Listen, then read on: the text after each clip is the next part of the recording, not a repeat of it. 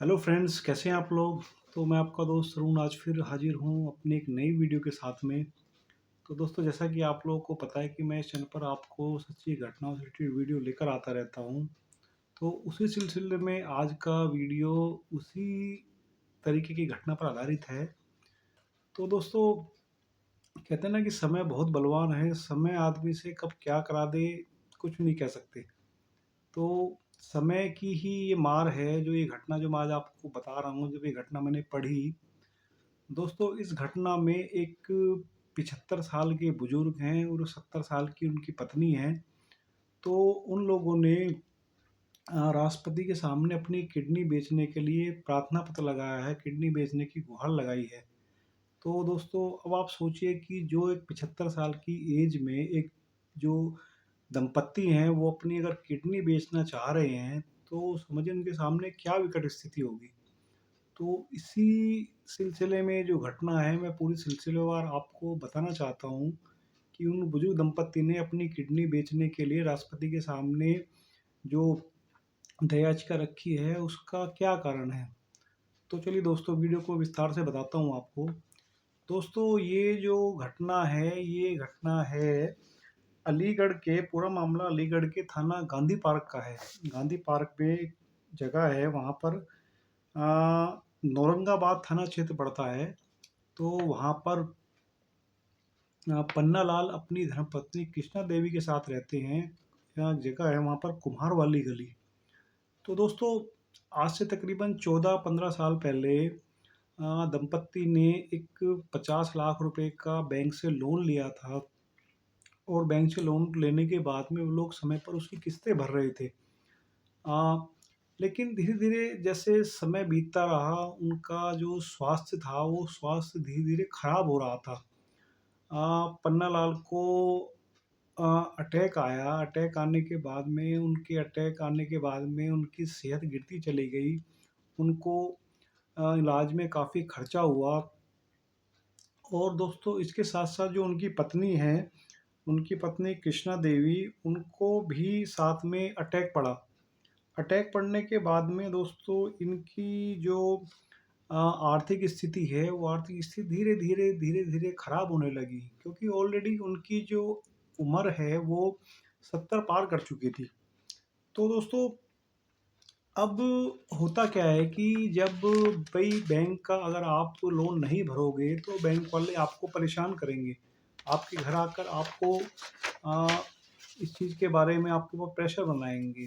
तो दोस्तों, सेम स्थिति पन्नालाल जी के साथ में हुई। बैंक वालों ने आकर उनके घर पर आकर उनके साथ में बदतमीज़ी करनी शुरू करी, उनके ऊपर प्रेशर बनाना शुरू किया। लेकिन अब जब भई पैसे नहीं हैं, तो वो पैसे कहाँ से दें? तो अब ये स्थिति आज के टाइम में काफ़ी लोगों के सामने आती है। लेकिन दोस्तों, एक दूसरा पहलू इस बात का ये भी है कि भई जो हम बेसिकली लोन ले रहे हैं, लोन लेने के बदले में बैंक हमसे कुछ एक तरह से गिरवी रखवाता है चीज़ को, या जो भी आपकी संपत्ति है उसको गिरवी रखवाता है। अगर सपोज़ करो कल आप बैंक को पैसा नहीं दे पा रहे हैं, तो बैंक उस आपकी संपत्ति को बेचकर अपना पैसा वापस ले सकता है। तो दोस्तों, लेकिन एक दूसरी स्थिति ये भी आती है कि भई आप समय से अपना लोन भर रहे हैं, सब कुछ कर रहे हैं, लेकिन सपोज़ कीजिए अचानक आपके सामने कोई स्थिति आ जाती है, आपकी जॉब चली जाती है, या सपोज़ कीजिए आपका स्वास्थ्य गिर जाता है, या आपके साथ कोई अदर मिसहैपनिंग हो जाती है, तो आप अपना लोन नहीं भर पाते हैं। तो दोस्तों, यही स्थिति पन्नालाल उनकी पत्नी कृष्णा देवी के सामने आई। उनको ये बताते हैं कि उनका जो इलाज है, इलाज होने तक में उनका तकरीबन 28 से 30 लाख रुपए का खर्चा आ चुका था, दोनों के इलाज कराने में। तो जो उनके बच्चे हैं, उनकी भी आर्थिक स्थिति बहुत ज़्यादा अच्छी नहीं थी। तो अब दोस्तों, इस परिस्थिति में ये लोग जो उनका कर्ज है, वो चुकाने में असमर्थ थे। तो अब जो बैंक वालों का प्रेशर है, वो उन पर धीरे-धीरे काफ़ी बढ़ चुका था। तो दोस्तों, इन लोगों ने, जो अलीगढ़ के डीएम हैं, उनके सामने एक अपनी दया याचिका अपने वकील के थ्रू उनके पास पहुँचाई कि भाई हमें जो है किडनी बेचने की अनुमति दी जाए, ताकि हम अपनी किडनी को बेचकर अपना जो लोन है उस लोन को चुका सकें। तो दोस्तों, अब इस घटना को पढ़ने के बाद में मतलब जो एक व्यक्ति की मानसिक स्थिति है, वो स्थिति सामने निकल कर आती है कि भाई आदमी किसी भी एज में किस परिस्थिति तक पहुँच जाता है।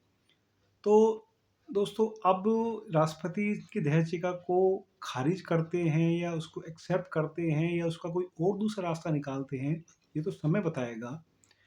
लेकिन अब आप ये देखिए कि इन बुजुर्ग को अगर इस एज में आकर इस तरह का कदम उठाना पड़ रहा है, तो कितनी भयंकर परिस्थिति है।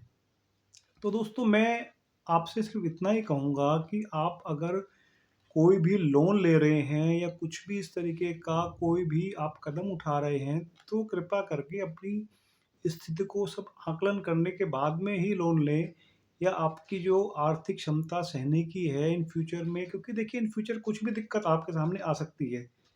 ऐसा ज़रूर नहीं कि आज आपकी स्थिति ठीक है, तो कल भी आपकी स्थिति ठीक ही रहेगी। तो चलिए दोस्तों, मतलब मैं आपसे यही कहना चाहूँगा कि किसी परिस्थिति में लोन वगैरह लेने से पहले कृपया अपनी स्थिति को प्रॉपर अच्छे से जाँच-परख के, अगर बहुत ही आपको ज़रूर लगता है तभी लोन लेने की कोशिश करें। अन्यथा देखिए फ्यूचर में पता नहीं कब क्या स्थिति, क्या प्रॉब्लम खड़ी हो जाए।